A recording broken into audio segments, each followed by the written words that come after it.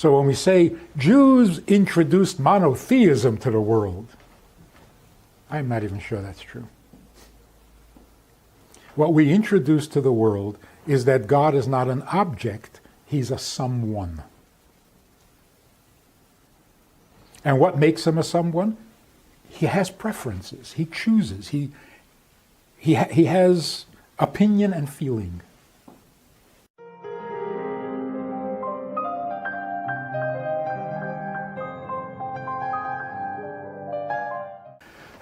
Let's start with what is God,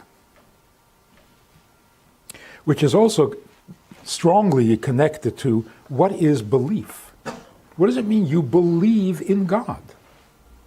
It makes it really sound like there is no God, you just have to believe it.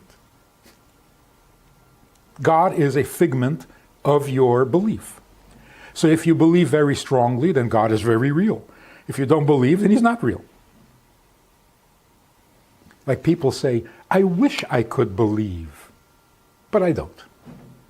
So there are the believers and there are the non-believers, and you can't switch from one to the other. And if a non-believer says, I started to believe, he lost his mind. He must have had a terrible experience. Because what would do that to a person? So first, what is God? The definition of God, simple, literal definition, that which was at the beginning. The universe had a beginning. This is not rocket science. The universe had a beginning. What was that beginning? We call it God. And from that beginning, from that original being, everything else evolved. Whether it was a big bang or a little bang, two bangs, whatever it was, but it all started with something. That something is God. As a result of this simple definition, there is no one who doesn't believe in God.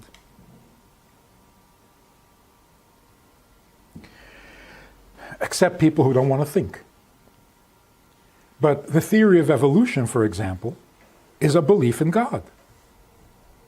But the God that they're talking about is a subatomic particle.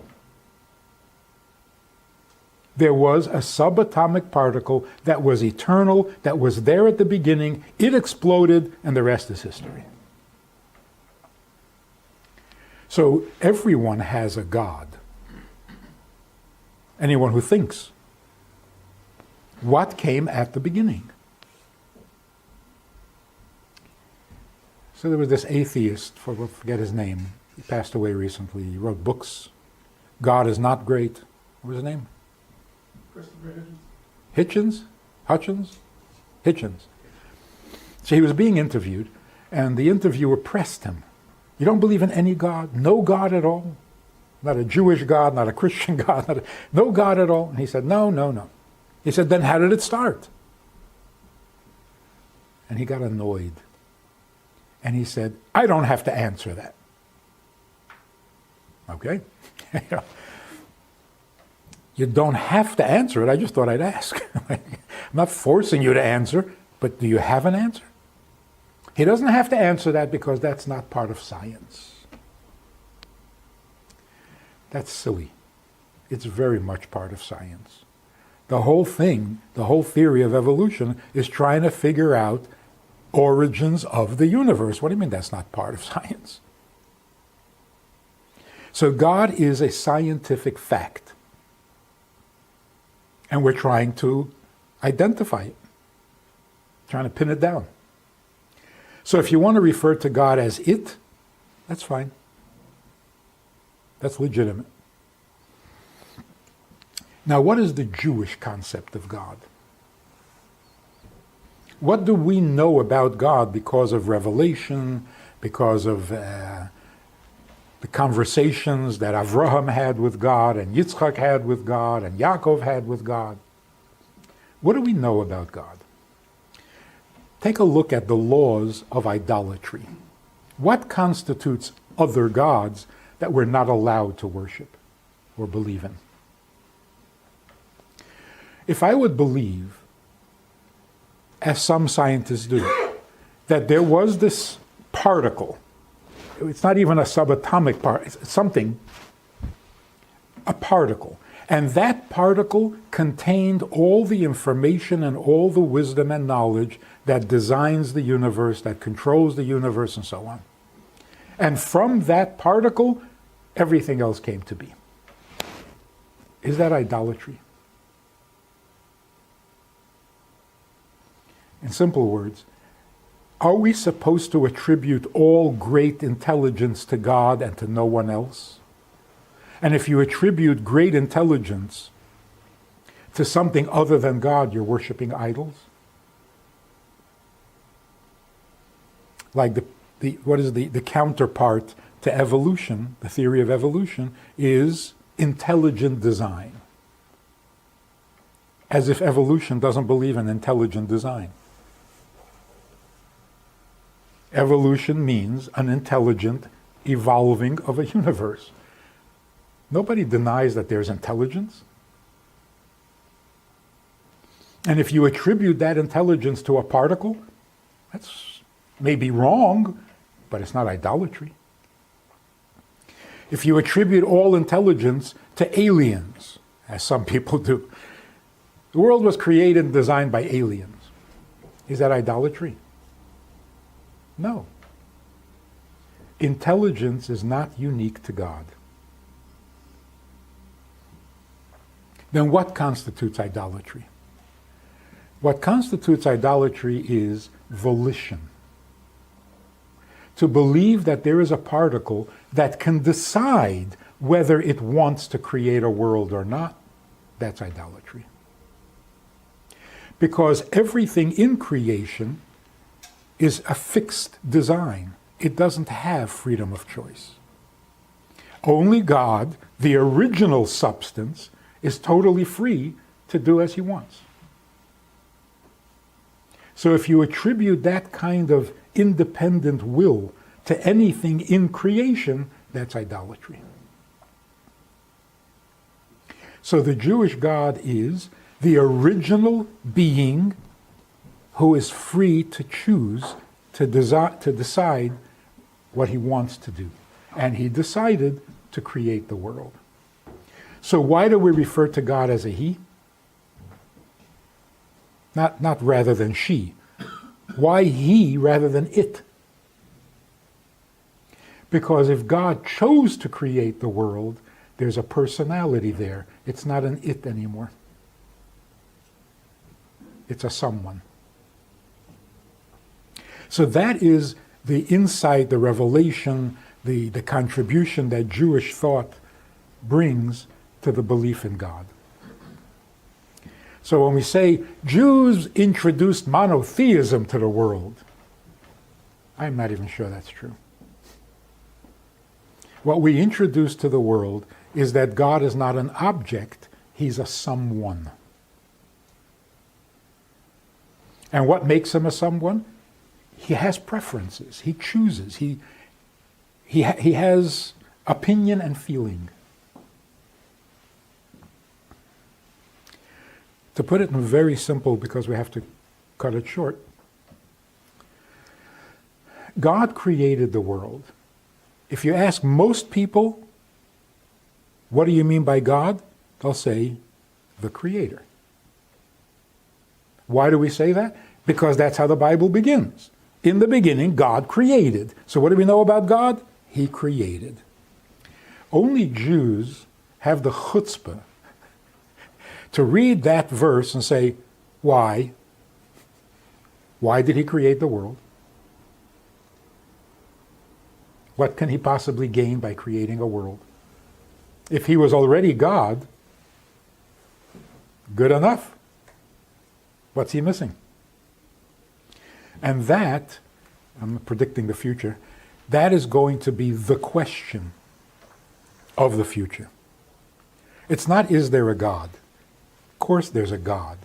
The question is, what does he want? Because if he created the world, he created it out of choice. If he chooses to, It means he wants something. He's after something. There's a vast eternal plan. What's the plan? This is not a Kabbalistic question. It's not a religious question. You could call it scientific. The cause of the universe was a decision made by its cause. Well, what's that decision? So really what we argue about is not the existence of God. If you really put it simple, if you say, I believe God exists, you're talking nonsense. Because if he does, he does, whether you believe it or not. And if he doesn't, then he doesn't, whether you believe it or not. So to ask, do you believe that there is a moon?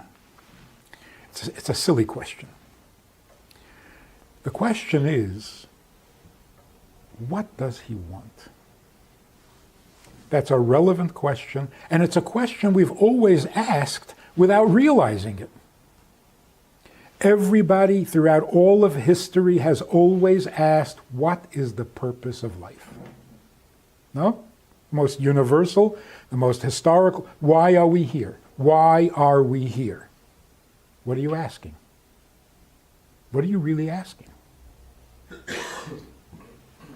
We've been here for 5,000 years. Settle down. Why are we here? Get used to it. And you don't even know of any other place. What is this question? The question is, if the world was created, it must have been with a purpose. What's the purpose? And why do we ask that? Because we're the result of that purpose. So if I don't know the purpose for my existence, I don't know myself. Somebody pointed out, isn't it amazing that every creature, every being, every substance in the world has its place? A cow is a cow. A bug is a bug. A tree is a tree. They do their thing devotedly, constantly, without question. Only the intelligent creature, the human being, can't figure out what he's doing here.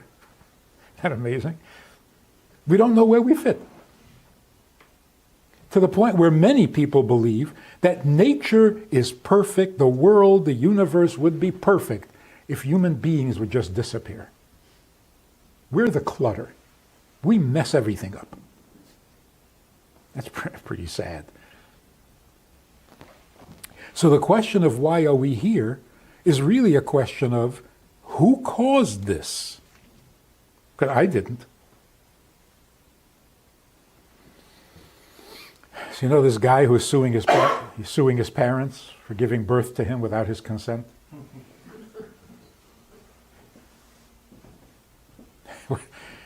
What's bothering him?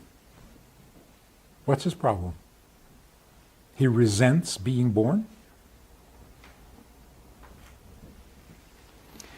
But by doing that, he opened a Pandora's box. Now he's got everybody thinking, yeah, I wasn't asked. Hey, I wasn't asked. This is not my decision. What am I doing here? Who did this to me? That used to be a religious question. Not anymore. So, what does it mean to believe in God? From a Jewish perspective. To believe that he exists, that's nonsense. Either he does or he doesn't. It's not a subject for faith. Faith means that which cannot be explained rationally.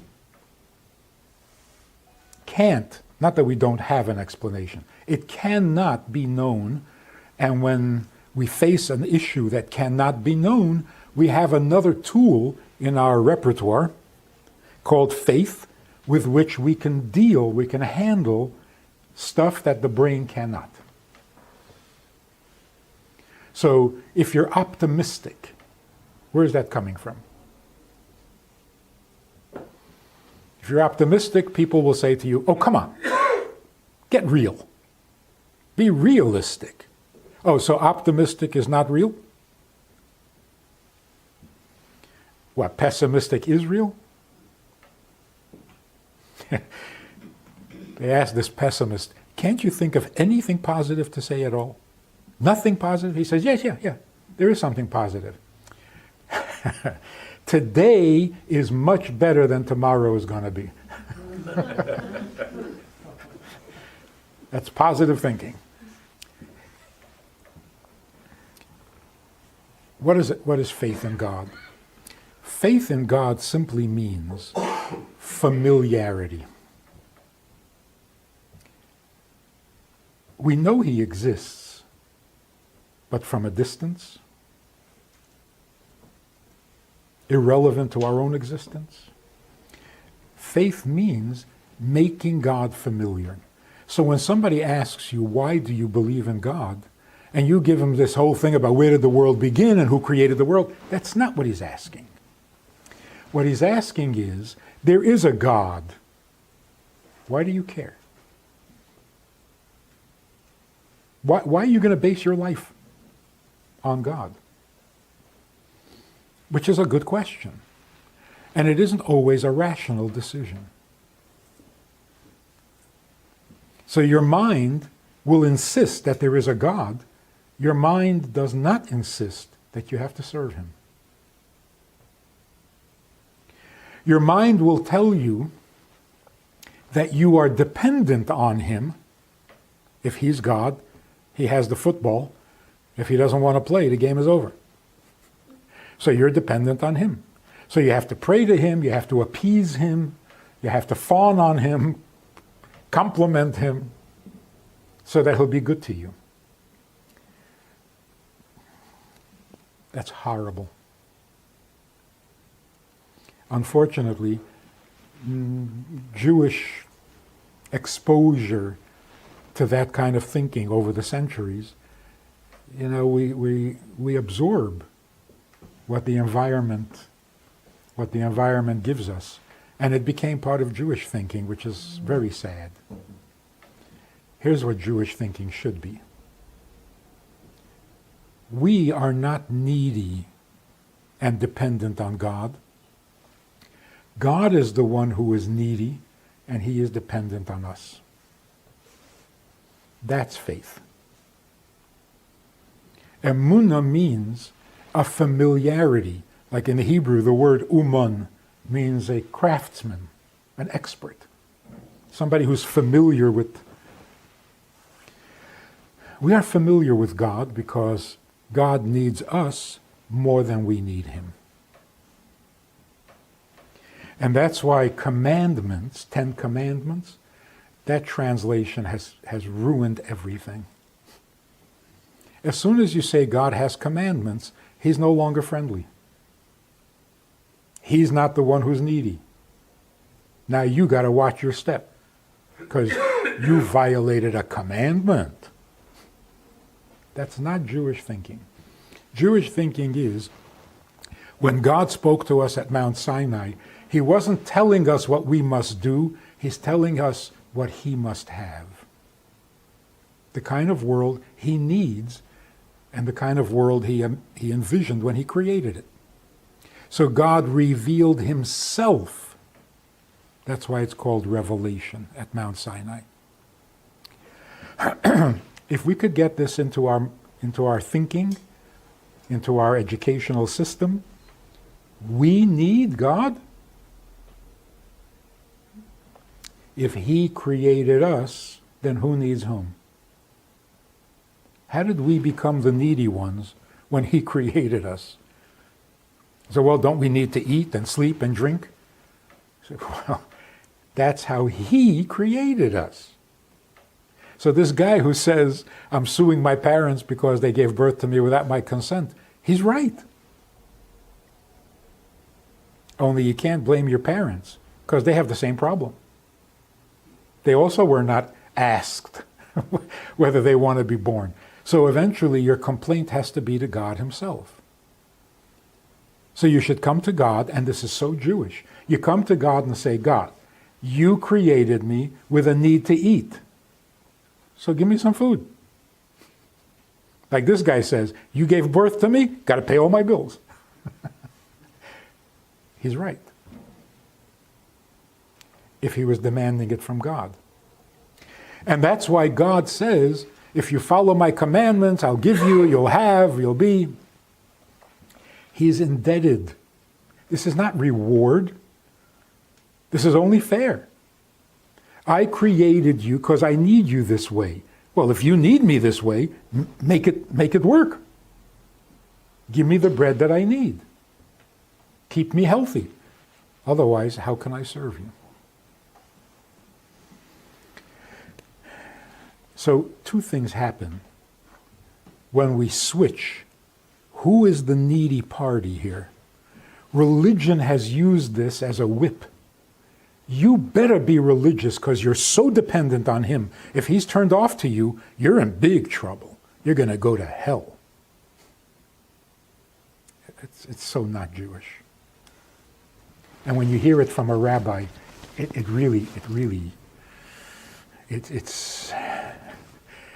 horrific. We've been so infected by this thinking. It's not Jewish. So this minister back in Minnesota, very nice guy, we met, we were introduced for the first time, and he says, so do you believe in Jesus? And he wasn't being aggressive, or he was straight talking, wants to know what I believe. So I said, look, I don't know much about Christianity, but I'm not looking for a God who's going to help me. I'm looking for a God that I can do for, not have him do for me. And that's it. There was nothing he could say. He started to cry. And he says, I never thought of that. Are we here to get from God what we need, which he made us need? This doesn't make any sense at all. What is life all about? Fulfilling your needs. Did I ask for these needs? No. But you got to spend your whole life taking care of your needs. And if you don't, you go to hell? I mean, this is mind-boggling. No, God is the needy one, not us. This has two very important virtues. One is God becomes lovable, not distant and cold and invulnerable. And number two, what a relief. I'm not the needy one. That is such a burden off of our conscience. What's wrong with you? When are you going to be? How come you don't? Wait, you should. You better. No. I don't have to anything because I didn't create myself or the world. I'm here because he has a vast eternal need. And if I can do something for him, my existence is justified. Otherwise, I got no problems. So that's the future of psychology. We're going to stop looking for deep, repressed needs. Thank you very much.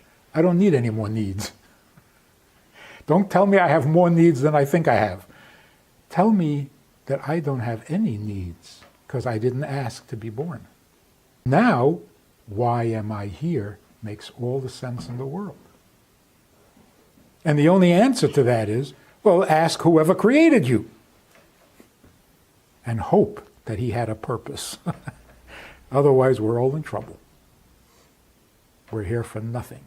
Partner with Rabbi Friedman. Visit itsgoodtoknow.org/support.